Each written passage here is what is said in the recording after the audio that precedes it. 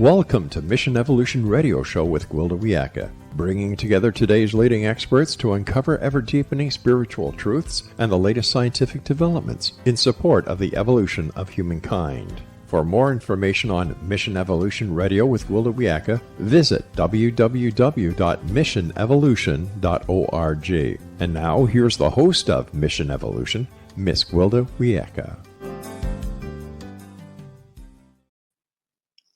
It's every parent's worst nightmare. That phone rings and you're informed your child is dead. Worse yet, your child has been murdered in a school shooting. How does one ever get beyond such a horror? Mission Evolution Radio TV show is coming to you around the world on the X-Zone Broadcast Network, xzbn.net. With this hour to help us find our way when the unthinkable happens is Scarlett Lewis. Scarlett founded the nonprofit Jesse Lewis Choose Love movement in honor of her son Jesse, who was murdered during the Sandy Hook Elementary School tragedy in December of 2012. Scarlett became an advocate for social and emotional learning and character development to help children manage their emotions, feel connected, and have healthy, meaningful relationships. She created the Choose Love for Schools program, a no-cost, comprehensive, lifespan, next-generation character and social emotional development program that teaches children how to thoughtfully respond with love in any situation. Her website, chooselovemovement.org. Scarlett, thank you so much for joining us on Mission Evolution. Thanks for having me, Gwilda. This is a very difficult topic, and I thank you so much for all you're doing in the world to put alternatives out there for people. I mean, it's how did you ever get over that? I mean, how did you get over that? That's a great question. It's not necessarily getting over it. It is getting through it and realizing that pain has a purpose in our lives, regardless of what it's from. It's there to teach us lessons, to help us grow, sometimes drop kicking us out of our comfort zone into our growth zone. And it actually helps strengthen us. So I think the realization was there for me. I had a 12-year-old son at the time as well, Jesse's older brother. I knew that I was modeling for him how to move through that. It helped me rise to the occasion for sure. And this whole concept is called post-traumatic growth. It's one of the things that we teach now in the Choose Love movement. It's not so much about what happens to us in life, but it's how we choose to thoughtfully respond that really makes all the difference. And we don't have any training in this anywhere. I mean, until you start doing it, there's just no provision out there to deal with our emotions in schools. Now they're coming up with some really wonderful things where instead of detention, they have a meditation, a quiet room. But that's certainly not the majority of the schools. And by the way, that's not enough. Exactly. Those brain break rooms, that's not enough. And I realized that what happened at Sandy Hook Elementary School, and what continues to happen. We just had another shooting the other day in Georgia. These things don't have to happen. We have to start asking ourselves, Gwilda, why are our children killing themselves and each other at unprecedented rates? And at some point, we have to look to ourselves and to ask if we are meeting their needs. And I think the answer is no, clearly. And I did that in my journey. First of all, I took my part of the responsibility for what happened. I took a step back and I watched blame just being flung as arrows all over the place. It was guns, it was mental illness, it was Adam and his mom, the shooter and his mom who gave him access to guns. And certainly all those things are a part of it. And Adam and his mom certainly responsible. But if it was all their fault, it would never have happened before and it wouldn't be continuing to happen. And it is. So I think that until we all take our part of the responsibility for our children and what's going on in the world, we're never going to get ahead of this. And that's the journey that I went on. I refuse to be another victim. of Adam Lanza. I did not want my surviving son to be a victim. And I knew that that was in my choices from the time that it happened going forward. And literally, they brought another mom that had lost a son to violence 20 years prior to speak to me within the first few days. And first of all, I was thinking, okay, I'm going to live. And that's where I started the process, literally. Like, I'm looking at her, and anybody who's lost a child understands, I see her 20 years out. And I think, okay, I'm going to live. That's number one. And she starts telling me about her life. And about 5 minutes into her description, I just held my hand up. I said, thank you so much for coming in and talking to me and letting me know I'm going to live. That was so generous, and I really appreciate it. But in my mind, I was thinking, that's your story, and that is not going to be my story. I had this word joy in my mind because that's where I had come from. That's what we had before Jesse's murder. I wanted to get back to that. But it was in the realization that, okay, no one's going to lay out a roadmap for me. Nobody's going to tell me what turns to take. There's not a book I can read. I'm going to have to figure it out myself. And by the way, no one has figured out how to get ahead of school shootings, of suicides, of substance abuse. No one. I want to ask you. Yeah. When I was going to school, this was unheard of. It just didn't happen. I mean, the only shootings were accidental ones when the kid didn't know the gun was that kind of stuff. Right. What do you think? Now, I know you've looked at this from every which angle. What do you think is going on in this day and age that has caused this epidemic of school shootings? Mm-hmm. I think it's pain and disconnection. And, I think that it's also fear. I think that with the advent of social media, but of course, this has been going on long before that, but now kids are being bullied 24/7. I think that we've become much more disconnected. You probably also, Gwilda, sat around the table with your family and had dinner every night, and Without a cell phone. I don't know how I survived it. and you may have had a TV, but if you were like my family, we got to watch 1 hour of TV during a week time. And so now you have people with different schedules. You've got two parents that are working. I mean, that was definitely my story. I was divorced and my kids were in daycare, and I had a very long day, very long commute. I dropped them off at 7:30 in the morning and didn't get back until 6:30 at night. And, it's hard as a single mom, working full time and, having a full-time job, and just, like, life is hard. And I think the disconnection, we don't rely on our family anymore. And there's so much pain. And if I had to boil it down to one word, and by the way, I've dedicated my life to this issue in particular. And I would say that it is pain in our kids, off the charts pain, without the skills and tools to be able to manage that pain, without even the awareness that pain happens to everyone in some form or fashion. You don't get out of life without it. And it's there for a reason. It's there to help us grow, literally. And when we can raise a generation of kids that have that awareness, it reduces fear, and fear is what exacerbates pain and inhibits healing. And I think it's so important to do that. I can see the pain piece. I mean, obviously, most of our children are in pain at this point. However, isn't there a certain amount of rage? Because pain is suicide, right? That would be what you would think would be the more logical, development. But this is killing everybody and suiciding. That's different. Isn't there rage involved in that? Oh, definitely, definitely, and prolonged. That's what happens to prolonged pain. And yeah, it either goes inside and you kill yourself, or it goes outside and you do death by cop, or whatever you call it. You try to take it out on as many people as possible.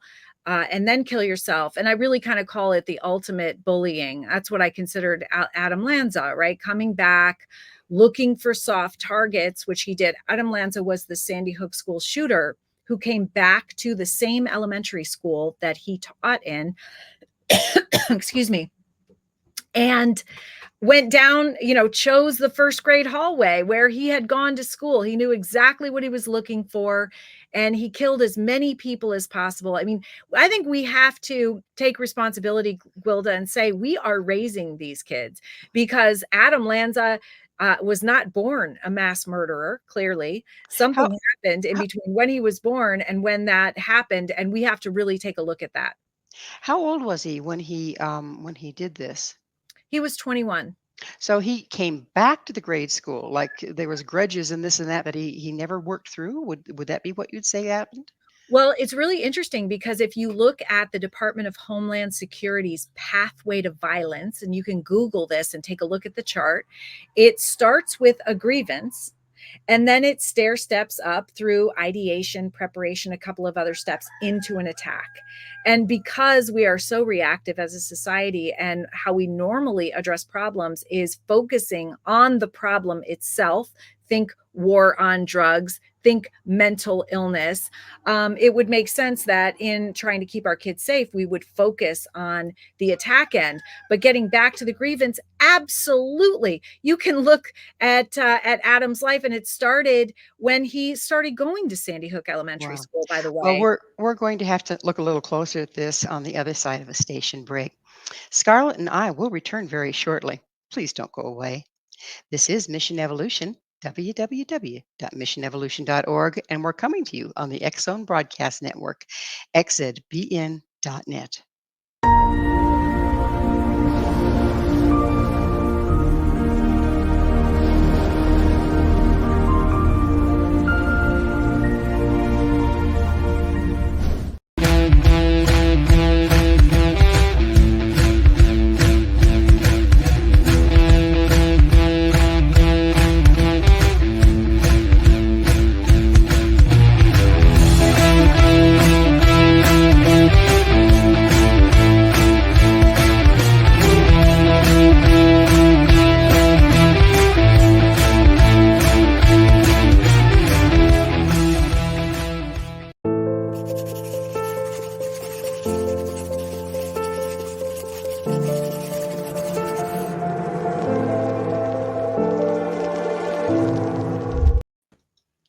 Hate or love? Which do you choose? With us this hour discussing the school shooting that took her son is Scarlett Lewis. Scarlett is the author of From Sandy Hook to the World: How the Choose Love Movement Transforms Lives. Sandy, is there a choice? I mean, these are our feelings and whatnot, but do we have a chance to choose how we respond when something is so upsetting to us? When we have the awareness that we have a choice, when we have some skills and tools, when we're able to pause in between what's happening and our response and access our prefrontal cortex, where logic and reasoning reside, where the brake on our instinctual reactions is, yes, if we have some learned skills and tools, everything is a choice. In fact, our personal power as human beings is in our ability to choose from moment to moment how we thoughtfully respond. And of course, choosing love as a thoughtful response is always the highest and best response. So, when a person is totally overwhelmed and they've firmly ensconced in the victim stance, this is all happening to me rather than a result of my choices, does that put them more likely to be one of these people that goes off and kills people? Absolutely. And what you're referring to is called the locus of control. And locus is location of your personal power. And as you said before, it can be outside of you, where you think things happen to you, where you feel a sense of helplessness to create the change needed for a better future. Of course, that's the definition of hope. So you feel helpless. That can lead to victimization. Victimization can lead to hopelessness, and hopelessness is the single most consistent factor in suicides and violence. So this locus of control can be moved, and that's when you feel like you blame other people for where you are, you finger point, you fault find, but that location of your personal power can be moved back into you by thoughtfully responding with love, by choosing love. And we use a formula that helps you bring that locus of control back inside of you, where you have the power to make the changes necessary for a better future. That's the definition of hope. And that is where love lies. The other is on the furthest spectrum from love, and that is fear. Okay, that makes sense to me. Why are so many more of our children in this condition, in this place of fear and hopelessness and victimhood? I think there's several reasons. I think the degradation of the family unit. I think there are more divorces, there's more acrimony, there's less money and more stress. I think that that's not helpful. I also think that our school system focuses on academics and competition there. And I feel like very strongly, and there's research that backs me up too, that before education, and it is our responsibility to teach kids social and emotional competence and character and growth mindset and mindfulness, all of these essential life skills that put children on a direct path to flourishing. And when they learn these, they get better grades and test scores, higher attendance, higher graduation rates, less stress and anxiety, less mental illness, less substance abuse, But less bullying. didn't that used to be the job of the family, the churches, and the academics was supposed to come from the school system? It looks to me like we're putting onto the school system things that it may or may not be able to manage Well, with everything else going on there. that's a really good point. You're right. These essential life skills should be taught at home. And you absolutely got them at church through your religion and within your community. But those things, I mean, church attendance is way down. As I said before, I don't know how many times families eat dinner together, but sometimes it's with single parents. And nothing against single parents, because it's not always your fault. But it's something that, this saying keeps coming into my mind, am I my brother's keeper? I know that comes from the Bible, but I think that unless we start taking responsibility for our kids, and by the way, I didn't think like that before December 14th. I was thinking, okay, I've got 2 boys. They are my responsibility, and I'll just focus on them. What I didn't realize is that we need to have an outward focus, and we really all need to take responsibility for what's going on with our kids, because if we don't, by the way, it may come back to bite us in some way. Yeah, that it does. Speaking of sayings, there's a saying: "It takes a tribe to raise a child." Yes. And we used to have a lot of extended family living close. Now people move distances from them. We used to have or gatherings of different religions where there was support and other adults giving their viewpoint, other children giving examples. Mhm. All of that's kind of gone by the wayside, hasn't it? Not only that, but I think that we're very reactive and we focus on the problem. So let's say school shootings, there's so much of a focus on guns and laws, that's a reactive stance. And by the way, when you focus on something like, let's look at war on drugs in the 70s, we have more drugs and overdoses than ever before. Let's look at mental illness. When we wait for mental illness to happen, and then there are kids, in lines in emergency rooms, having attempted suicide and needing mental health help. And there simply aren't enough mental health professionals, and there won't ever be, by the way.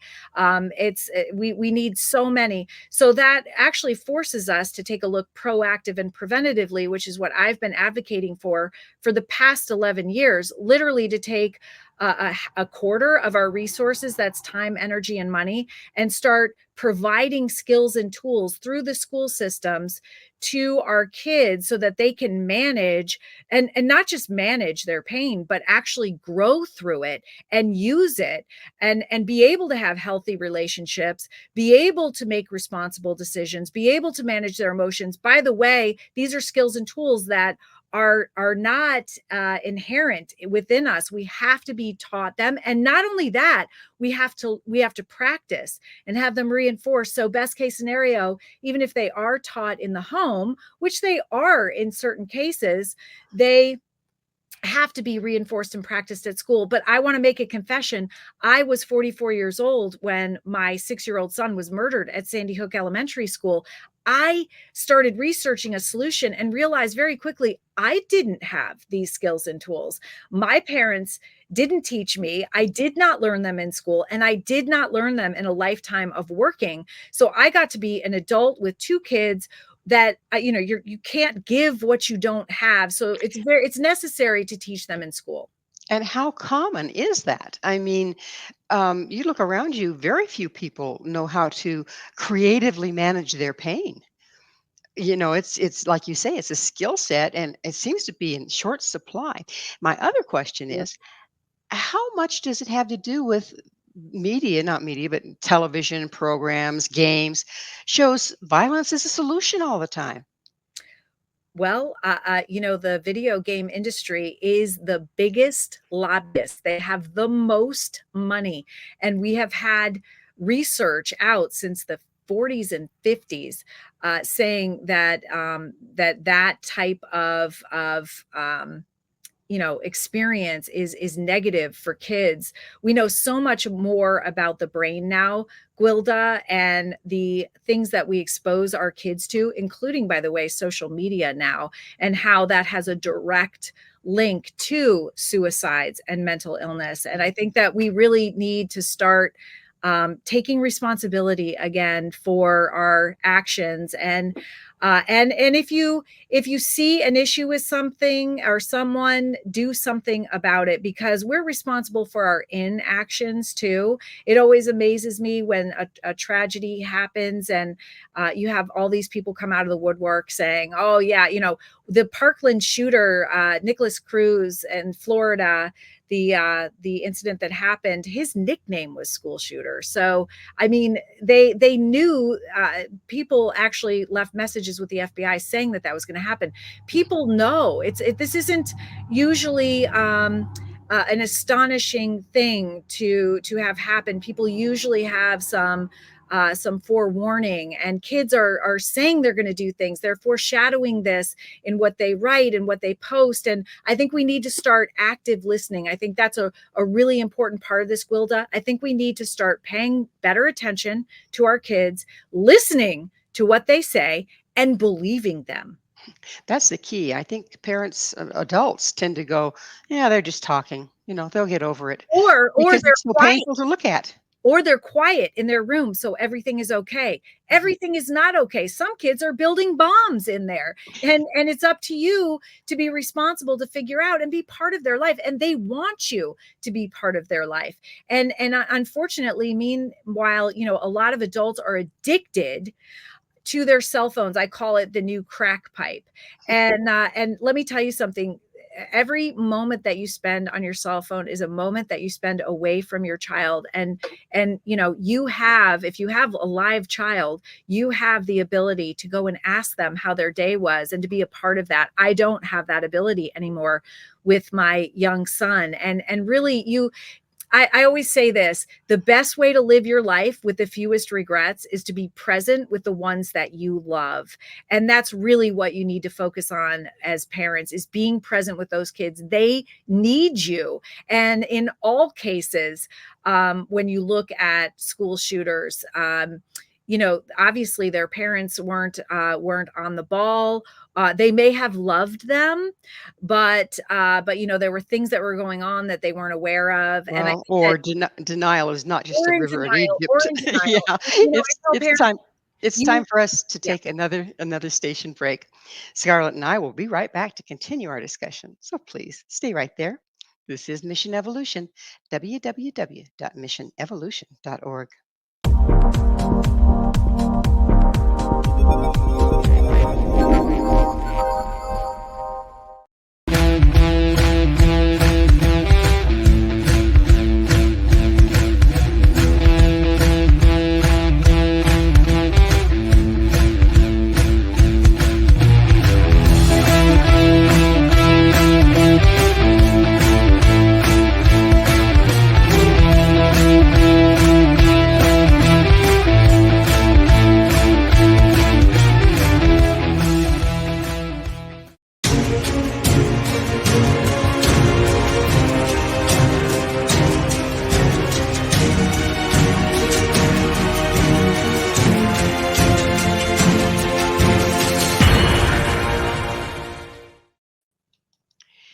Can we teach our children to creatively handle adversity? This is Mission Evolution, missionevolution.org. With us this hour is Scarlett Lewis. Her website, chooselovemovement.org. Scarlett, you were talking about the training that program that you've developed, and I know a lot of people are trying to figure out something that can be provided in the schools um, that will make up for the fact that kids aren't getting this at home. Parents don't have it to start out with, but there's so much more stress in our world. It seems like everybody's being pushed to the edge of their functionality. Mhm. What does it look like? What would you say we need to do in the schools, for Mhm. instance? Mhm. And I think that this is the number one most overlooked aspect of school safety, by the way, is providing essential life skills to our kids. And this looks like having a program like the Choose Love movement offers at no cost, by the way, because I know that it would have saved not only Jesse's life, but also Adam Lanza's life, the shooter. So embracing a program like that and literally having the educators learn because they don't have all these skills and tools either, and model this for the kids, have lessons in the classroom, an opportunity to learn these essential life skills, and then practice and reinforce them throughout the day. The programs should have a additional programming for parents at home, parents that want to get involved, that want to actively know what their child is learning and want to practice and be a part of that. Really, really important to have that parental involvement in schools and with your child. And then also a community portion, because as you said earlier, and you were really right, we can't expect the teachers to take all this on themselves.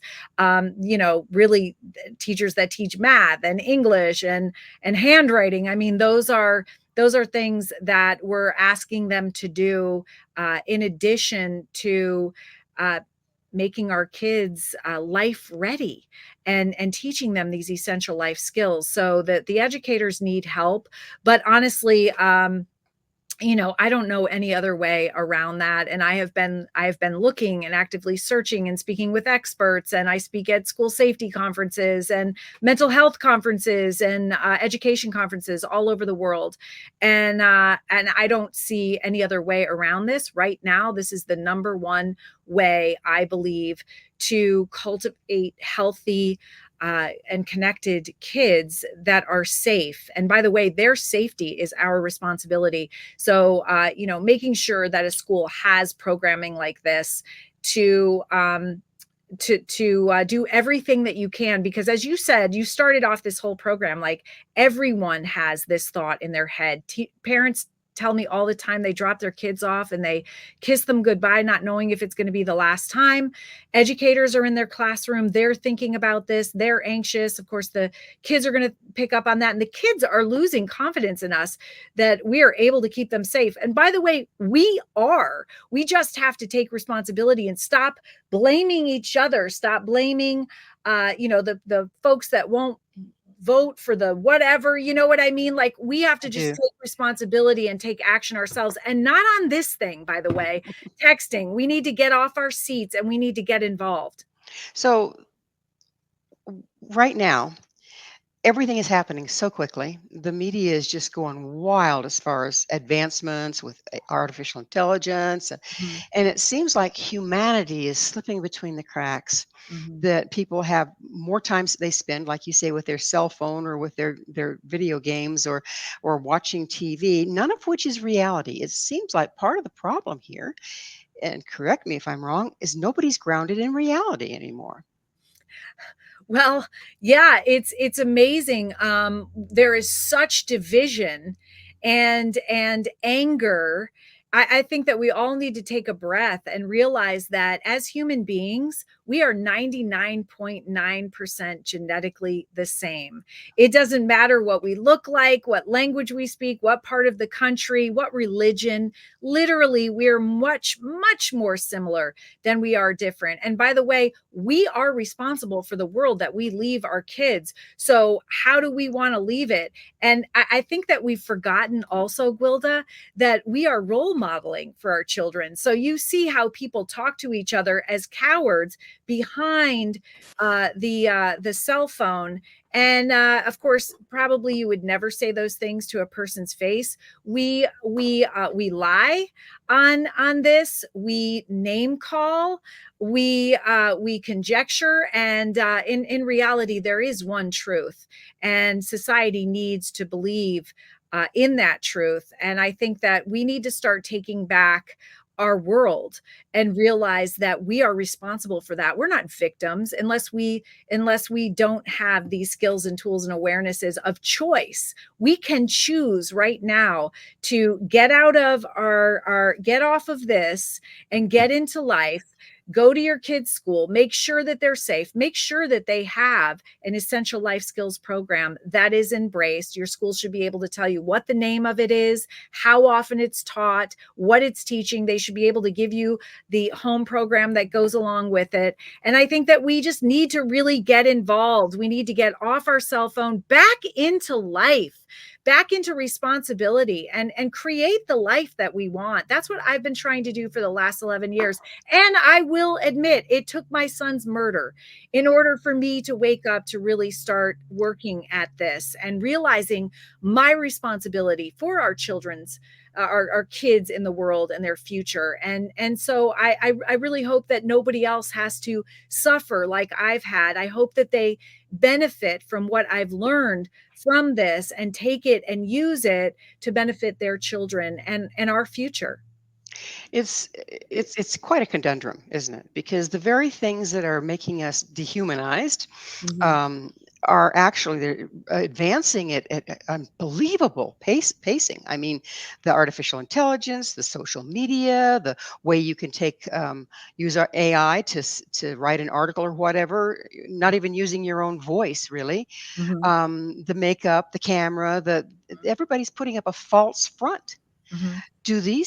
Do we know who we are really? And how can we find out so we can be anchored in something true?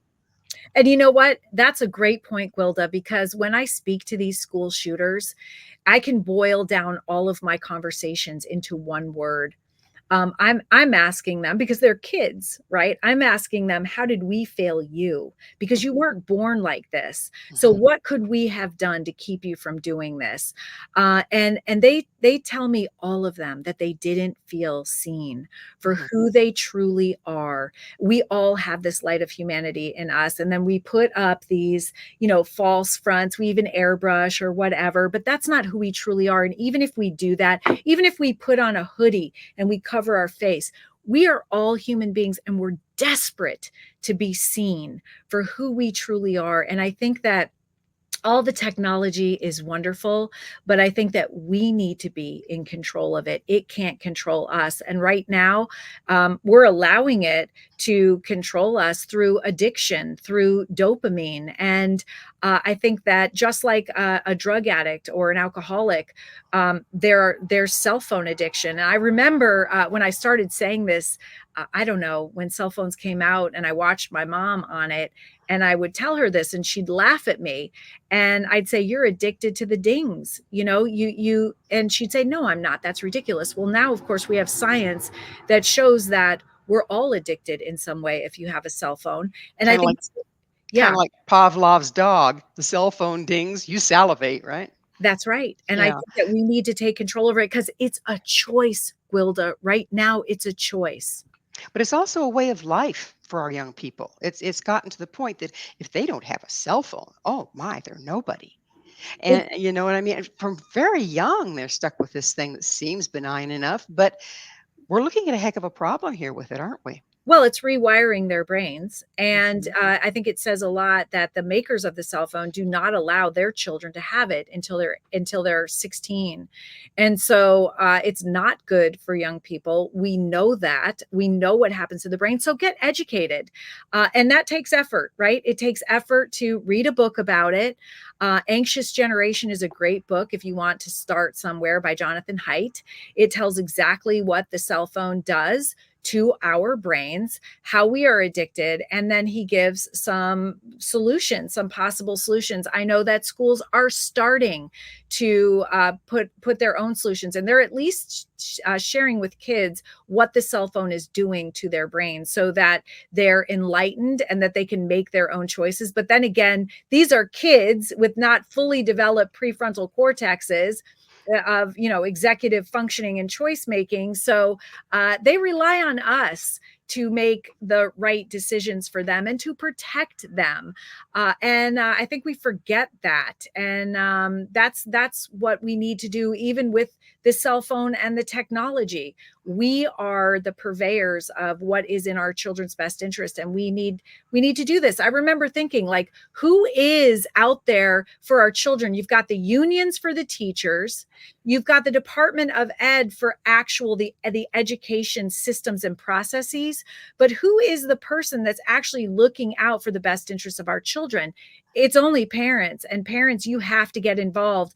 I used to think that you didn't, and that, I don't know a whole lot about education, so I'll let the educators do that. That's their part of the job. They're responsible for my child's safety, health, and well-being while they're at school. Guess what? Not true. They're not. I am. You are, as parents. And we need to realize that, and we need to get more involved. Being more involved certainly seems to be a key, because we have inadvertently become less and less involved and rely more and more on the cell phones, the television, the games to keep our children entertained when we come home exhausted. It is time for us to take another quick break. Please stay with us as Scarlett and I continue to explore the complex issues of our troubled youth. This is Mission Evolution, www.missionevolution.org. We're coming to you on the X Zone Broadcast Network, xzbn.net.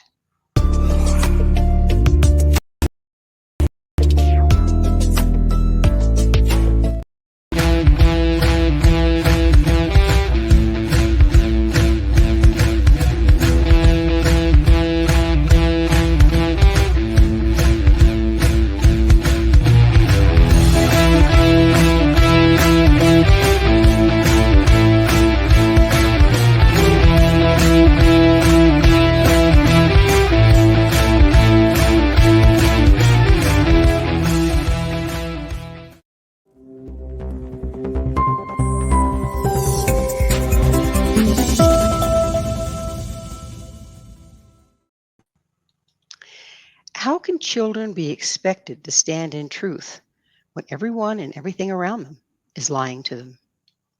This is Mission Evolution, missionevolution.org. We're continuing our discussion with Scarlett Lewis. Her website, chooselovemovement.org.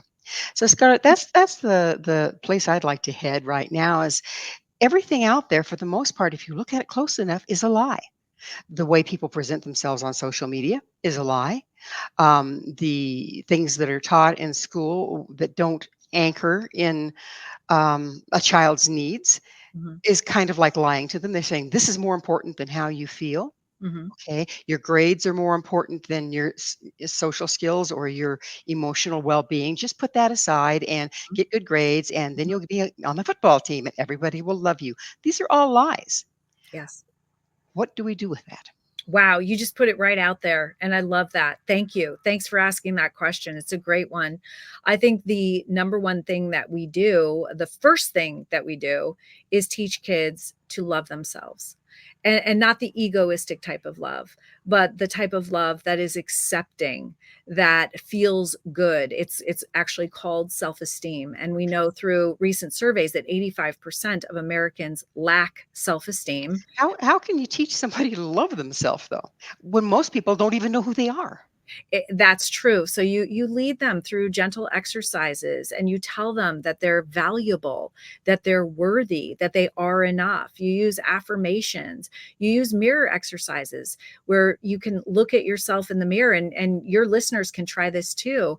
And look yourself in the eye and say, I love and accept you, and really mean it. Because until we can love and accept ourselves, we can't love and accept other people. So we need to learn about ourselves. We need to be introspective. We need to lead and guide kids and let them understand that they're precious beings that are on earth. And it's, one in, 4 trillion chances that they are here, and they have a reason and a purpose for being here. And it's so important. And then it starts with self-esteem, and then that's how you feel about yourself. And then you move it up to self-confidence. Give them confidence in their abilities, because it's only then that they'll be able to talk back to what they're seeing and seek the truth. It takes a lot of self-confidence and self-esteem to be able to actually say, no, that's not true. No, I know that picture is not true. That's not an actual woman. That is somebody that's airbrushed, and I'll never be able to look like that. And I love and accept myself anyway.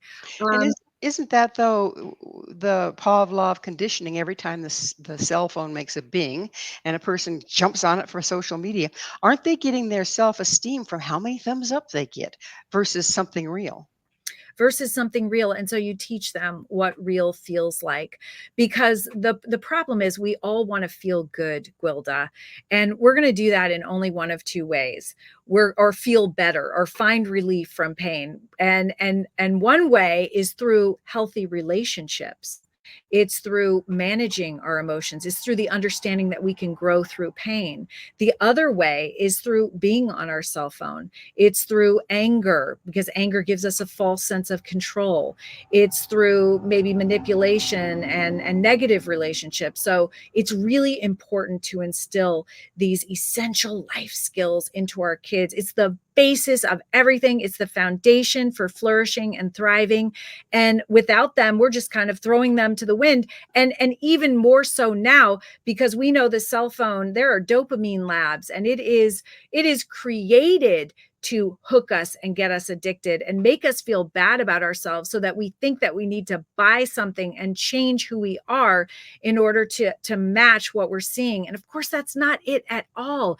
And you're right, there are beautiful things about the cell phone, but we need to be aware, and we need to fortify our kids from the inside out. And that is what these essential life skills and Choose Love does for kids. Okay, so have you had any formal studies done on the results of your programs?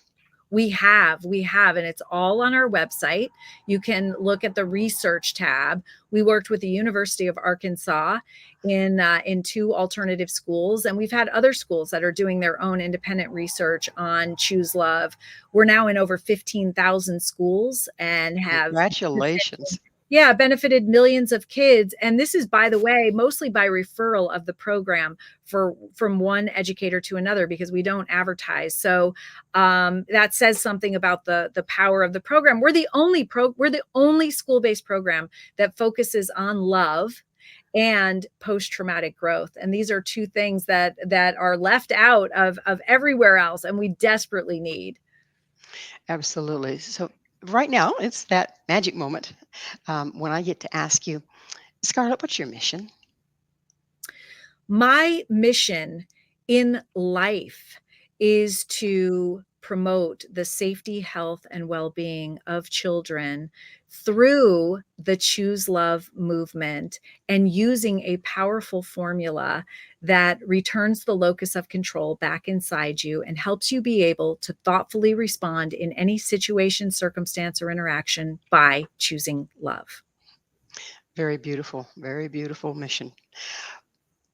When you're working with children, can you personally start to pick out kids that are really, really at high risk?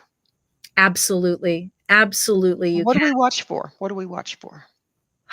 We watch, first of all, for kids that do not interact with other kids. Everyone needs to have one trusted adult. You need to make sure that you are interacting and interfacing with every child every day, asking them how they feel, asking if they ate, I'm looking. sorry, are you talking about the parental role here? I'm talking about the educator role, but Okay. yeah, I but just wanted to clarify. yeah, because this is a school-based program, but we're also in the homes as well. But yeah, the kids that are very quiet, the kids that don't have friends are not interacting, the kids that are acting out because how we think impacts how we feel, that determines our behavior. So when you're seeing behavior that is offensive, that's only because that's what they're feeling. And so making sure that kids get mental health help when they need it, and just being very present in a child's life. I think I often. think that starts with we need to be more present in our own lives, don't we? Because most adults, not just parents, but most adults are on the fast track. They're run, run, run, run, run. Do they have time for introspection? As a rule, not. How can we switch that around? Because doesn't it always start with the adult here? It always starts with the adult, and it always starts with our thoughts. Every time. So it's imperative that and this is what I said at Jesse's funeral, actually, and this is how I say the whole Choose Love movement started. When I got up, because everybody was asking me, what can we do? And so I said, I pictured Adam Lanza as a little boy having an angry thought without the skills, tools, or nurturing environment to manage that thought. That thought, along with more pain, bullying, neglect, most likely abuse, led to the violence, but it all started with a thought. So I asked everybody in the congregation to start thinking about what they think about, because we know that every thought that we have impacts every cell in our body and leads us towards languishing or flourishing. And it all starts right here. So start thinking about what you think about and choose a loving thought over an angry thought every day. Just one. I said loving, kind, caring thoughts feel good. That's reflected in how we show up in our relationships. Angry, hateful, resentful thoughts feel bad. And that is also reflected in our behavior. And oftentimes, are we not even the author of our own thoughts? I mean, don't we pick up what we're thinking from what we're seeing in the media? Absolutely. So we need to also guard our minds. We need to make sure that our brains are attracted to the negativity in the media. Fear sells, and our brains are buying. And we just have to understand that. Even in the shows that we watch, we need to understand that it is impacting our brain. It's rewiring our brain. But the beauty is, through neuroplasticity, we can rewire our brains towards love and prune from the fear channels every time we change our thought to love. So make that the first thing that you do every day. Make sure that every morning, before you even open your eyes, that you're thinking a grateful thought. It takes courage to be grateful when things aren't going your way, but make sure that that's gratitude. There's research showing that that completely changes your day. Share that with your kids. Forgive other people who are have anger towards you, have done something wrong to you, because you can carry that resentment around. And try to have an outward focus of service towards others. That's why we're here, to help other people. So and by the way, the whole era of loneliness, this super pandemic of loneliness that we're experiencing all over the world, you can overcome that by having the courage to have an outward focus. Go out and help somebody. Go out and join a club, do something. It's the last thing that you feel like doing because you're in pain and feeling lonely, but the more inwardly focused you are, the worse off you are. Well, on that note, we're going to have to close the entire program out. Unfortunately, we are out of time, Scarlett. Thank you so much for coming on the show. Thank you, Gwilda. Our guest this hour has been Scarlett Lewis. Scarlett is the author of From Sandy Hook to the World: How the Choose Love Movement Transforms Lives. To find out more about Scarlett, where you can find her book and all the wonderful work she's doing, visit the website chooselovemovement.org. This has been Mission Evolution with Gwilda Wiyaka.